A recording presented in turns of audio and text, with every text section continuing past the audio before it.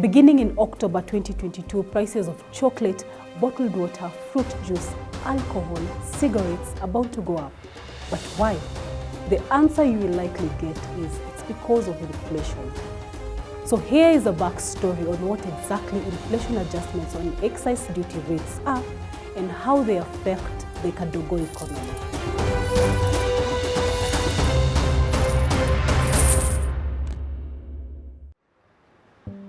So excise duty, at a very basic part of it, is that it's supposed to tax what you consider luxury expenses.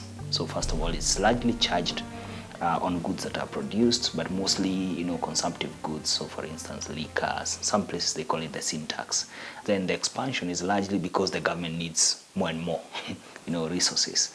And that's how then you find even food products that should not necessarily be subjected to this kind of taxes falling in there. It's a very captive tax. Price and value dictate consumer behavior, but for quite a number of us, prices remain the biggest factor in determining whether or not you will buy something. And for any person who keeps track of Kenya's low-income market, then the phrase Kadogo Economy is familiar. Literally, it means small economy, one defined by subdivision of finished goods into quantities that can be sold for use daily. For example, rather than buy an entire tub of cooking oil, in the Kadogo economy, the oil is repackaged into smaller containers and repriced for someone who can't afford the entire tub. Mostly, fast-moving consumer goods are subdivided for consumers in the informal markets by micro-retailers. The informal economy has been around since pre-independence, but the phrase Kadogo economy became popular in the mid-90s. In a 2019 market insight analysis, 70% of the fast-moving consumer goods were products retailing at less than 55 shillings. With the increasing inflation rates, that is now changing. But the challenge with the Kadogo economy is the fact that since tax still has to be paid for some of these goods, is that then it becomes a very unequal kind of system.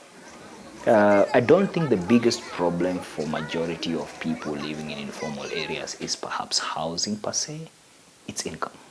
Because you see, incomes gives you possibilities.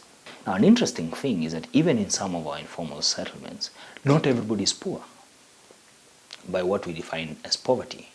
A lot have since left what you would consider, the poverty cycle.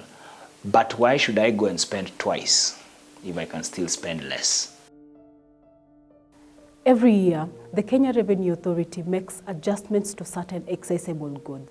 This is to ensure that the excise duty revenue generated from these goods grows successively with the general inflation prices. Of the last 5 financial years, 2021-2022 had the highest inflation adjustment rate at 6.3%. In 2017-2018, the margin was at 5.2%. In 2018-2019, 5.2%. But in 2019-2020, the rates dropped to 4.9% and rose in the next year, 2020-2021, to 4.97%. What this means to someone who survives on Kadogo economy is that they will go for small units of commodities for a price they can comfortably cough.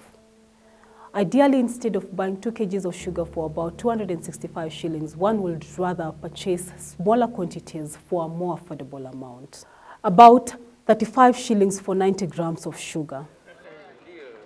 In terms of optics, people will notice more the price than they will notice the size of the product.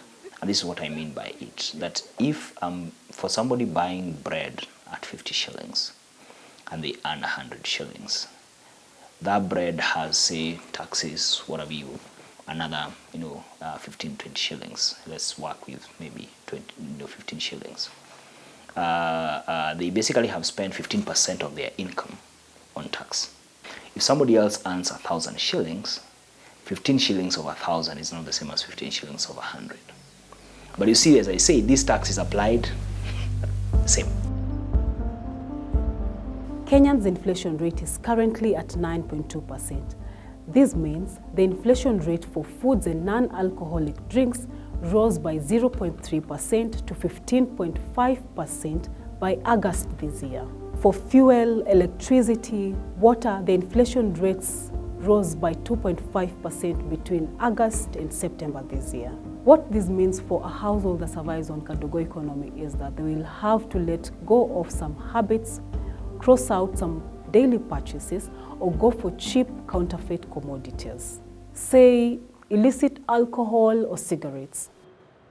So as long as government expenditure continues to rise at a level that is far way beyond our revenue, what that means is that government will definitely have to keep looking for money everywhere.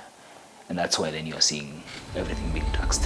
From 2013 to 2019, we've seen our public debt go from almost 1.2 trillion to about 6 trillion.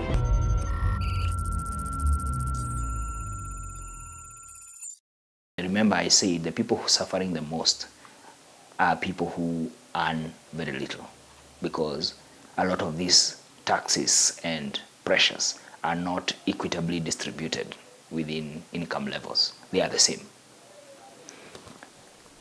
And in that kind of a space, unless things drastically change, life is only going to get worse.